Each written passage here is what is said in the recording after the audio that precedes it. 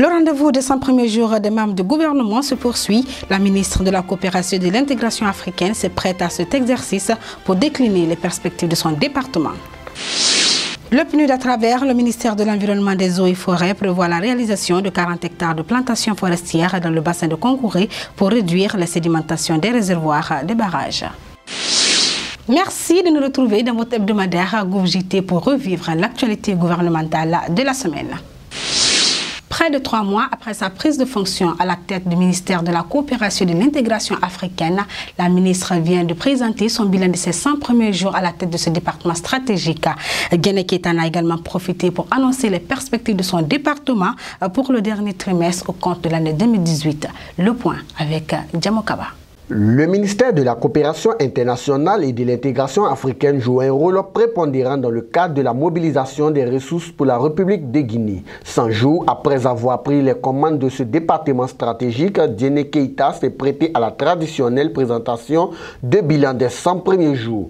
En mettant au service de la Guinée ses expériences acquises auprès des Nations Unies, Guéné Keïta a réussi en 100 jours à faire face, entre autres, à la consolidation et à la diversification des partenariats à travers la promotion de la coopération sud-sud et toucher du doigt sur le terrain la pertinence de l'aide en termes d'amélioration des capacités des politiques de la Guinée et son impact sur le bien-être des populations dans le cadre de la réalisation des objectifs de développement durable.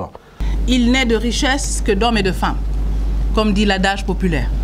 Donc cette mobilisation de ressources pendant ces 100 premiers jours, cela a été justement le cas. D'abord, mobiliser les ressources incroyable que nous avons au niveau du ministère de la Coopération et de l'Intégration africaine. Apprendre à connaître les cadres, les seniors, les moins seniors et les juniors pour pouvoir travailler avec. La Guinée a beaucoup d'amis de par le monde. Comment gérons-nous cette aide? Comment nous assurons-nous que nous consommions l'aide qui est mise à disposition? Ça aussi, c'est un défi de ce ministère que nous avons bien commencé à faire. C'est pour ça que je vais souvent sur le terrain pour voir aussi les réalisations à l'intérieur avant de continuer à mobiliser. Face aux défis qui se posent quant à la problématique de redynamiser l'intégration africaine, la ministre s'engage.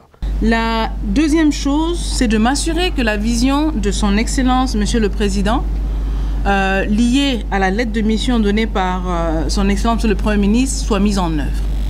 À savoir, mobiliser pour s'assurer que les femmes et les jeunes soient à l'honneur dans tout ce qui est mobilisé. Concrètement, cela veut dire quoi? Cela veut dire travailler avec tous les ministères sectoriels, je dis bien tous, parce que notre rôle à la coopération, justement, c'est de nous assurer que nous vendions, que nous fassions la promotion de ce qui se fait dans le pays à travers le travail de mes collègues des autres départements. Dans sa mission de mettre en œuvre la politique du président de la République, le ministère de la Coopération et de l'Intégration africaine travaille d'arrache-pied pour maintenir la Guinée sur l'échiquier continental et mondial. À présent, l'actualité en bref. En marge du forum sur la coopération sino-africaine, le ministre de l'économie et des finances et le directeur général adjoint du département des affaires souveraines d'Exim Bank China ont signé une convention de plus de 1 milliard de dollars américains. Effectué en présence du président de la République Alpha Condé, ce financement permet de réaliser le barrage hydroélectrique de Swapiti en cours de construction par la société China International Water and Electric Corporation qui produira à terme 1899 kWh par an pour une puissance installée de 450 MW.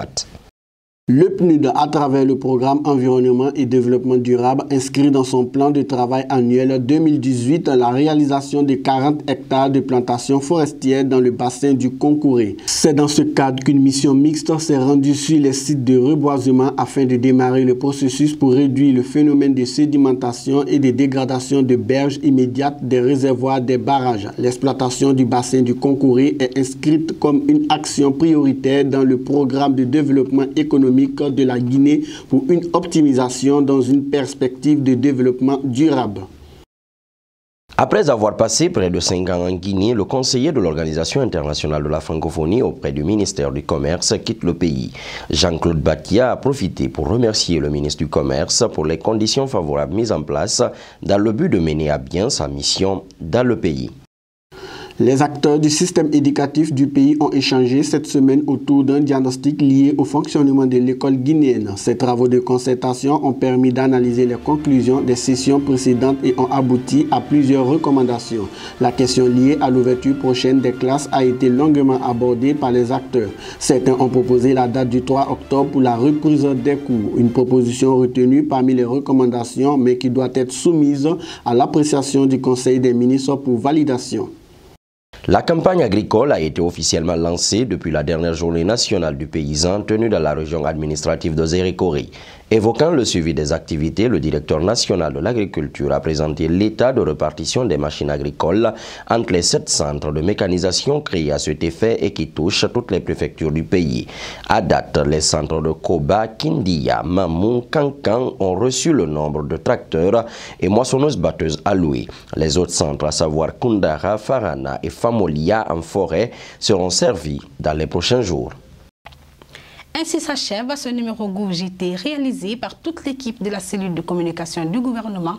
Je vous souhaite de passer un excellent week-end et à la semaine prochaine pour un nouveau tour d'horizon de l'actualité gouvernementale.